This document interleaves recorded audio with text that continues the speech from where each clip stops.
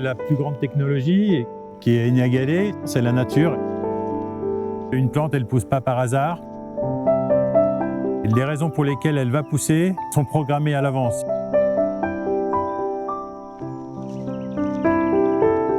Je suis Stéphane Meyer, je suis cueilleur de plantes sauvages, vigneron et distillateur. Je travaille aussi avec beaucoup de chefs de la gastronomie française qui m'ont surnommé Jude of Paris.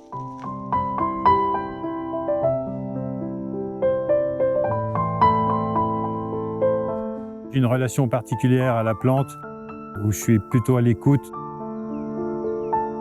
Ce qui me passionne, c'est ce qu'on appelle les caractères bioindicateurs. Une plante, elle ne pousse pas par hasard. Les raisons pour lesquelles elle va pousser sont programmées à l'avance. Par exemple, une plante qui va soigner le foie, cette plante-là, tu vas la trouver sur des sols qui ont reçu trop de nourriture aussi. Et cette plante-là va venir aider le sol à digérer les excès qui ont été faits. Une plante sauvage, elle a une raison vraiment particulière de pousser. Elle a un rôle, elle a une mission, elle a ce que j'appelle de l'information. Elle a beaucoup plus de vie, beaucoup plus de force. Ça se révèle aussi sur les arômes, sur les goûts. Si on respecte ce potentiel-là, ça peut faire des très beaux produits. Alors, moi, je ne me définis pas comme herboriste ou comme botaniste, mais plutôt comme cueilleur. Quand j'ai commencé ma cueillette au niveau professionnel, en 98, j'ai découvert le Falun Dafa. Ça m'a énormément aidé dans mon travail. C'est-à-dire que j'étais quelqu'un qui était tout le temps en train de penser. Grâce au Falun Dafa, j'ai compris qu'il suffisait entre guillemets, il suffisait de fermer le robinet de la pensée. En fait, contrairement à ce qu'on peut croire, le fait de plus penser, on élimine tout ce qui est inutile. Les pensées parasites et tout ce qui peut nous passer par la tête. Quand on enlève tout, on a un accès beaucoup plus grand aux choses authentiques et essentielles.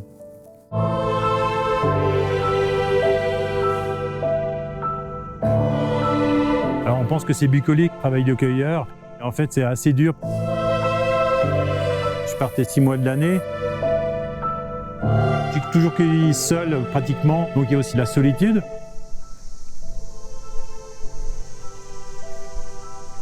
Les parties difficiles, ça peut être déjà rien que de transporter les plantes. 300, 400, 500 kilos, 1 tonne, 2 tonnes. C'est très lourd, il faut faire des longues distances à pied.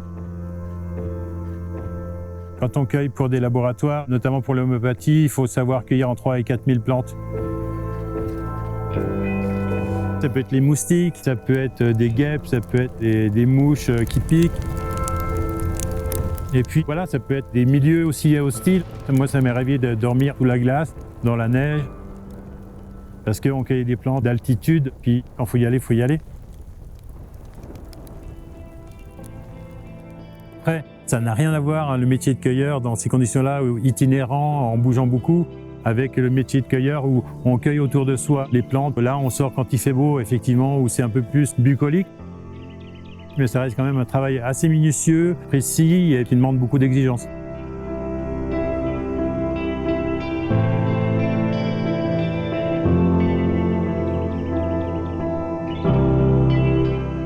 J'ai fait toutes mes études sur le vin et la vigne, mais le gros de ma carrière pour l'instant, il est sur les plantes sauvages.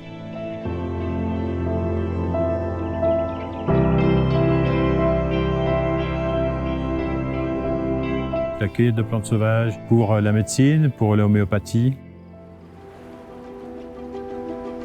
Ensuite, je me suis retrouvé à Paris, où là j'ai développé une filière d'approvisionnement en plantes sauvages alimentaires pour la gastronomie française.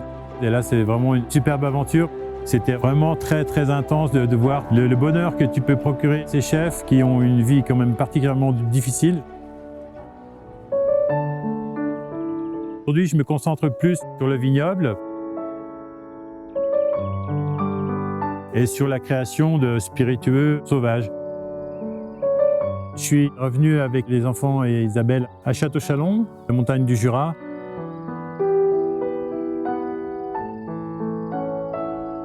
Je vais dans un massif montagneux, je cueille les plantes, après je rentre dans une démarche de parfumeur où je vais distiller plante par plante, toutes les parties de la plante. Ça me donne un nuancier où je vais après choisir ce qui est le plus pertinent pour moi, pour exprimer à travers un spiritueux la personnalité de l'endroit. Les gens qui ne me connaissent pas sont très surpris quand ils apprennent que je ne bois pas d'alcool et que je produis. Ça s'est fait entre guillemets tout seul. J'étais en train de boire un verre un jour et puis mon corps il m'a dit tout simplement arrête, il ne faut plus boire d'alcool, et je veux plus produire dans mon corps là-dedans, c'est plus possible. Je le fais avec le concours de grands sommeliers, de grands chefs. Je les invite à déguster ensemble tous les prototypes que j'ai pu créer. Je prends en considération leurs réactions sur les nez, sur la finesse, la complexité, sur les qualités de bouche, les intensités, les structures. Donc ça, c'est très précieux. Et puis, je vois la réaction des gens. Quand tu as des grands connaisseurs qui te disent « Waouh, on n'a jamais bu ça » et puis qui le disent en étant sous le choc, c'est aussi la plus belle reconnaissance. Quand les gens me demandent sur ma vigne, par exemple, si je suis en bio, je leur dis « Non, non, je fais de l'hypertechnologie ». C'est juste pour rigoler, c'est-à-dire que pour moi, la plus grande technologie, qui est inégalée, c'est ce qui est le plus performant, c'est la nature elle-même. Quand tu vois une plante en abondance à un endroit, ça a une signification assez forte sur l'état du lieu de l'endroit. Ça indique ce qui s'est passé mécaniquement, ou la composition biochimique du sol, la structure. Et souvent les agriculteurs ou l'urbanisme qui fait qu'il y a des développements de plantes des fois qui sont abondants. On veut supprimer ces plantes-là, mais en fait elles viennent aider, elles viennent rétablir l'harmonie et soigner. L'homme ne comprend pas ça encore. J'utilise beaucoup mes connaissances sur les plantes bio-indicatrices. Les plantes, quand elles poussent dans ma vigne, je les laisse faire. Je leur donne toute la place pour qu'elles puissent faire leur travail et que je puisse aussi, moi, faire le mien quant à la production et récolter le raisin. En respectant ça, tu vas avoir un sol beaucoup plus vivant, tu vas avoir une vie qui va être très abondante.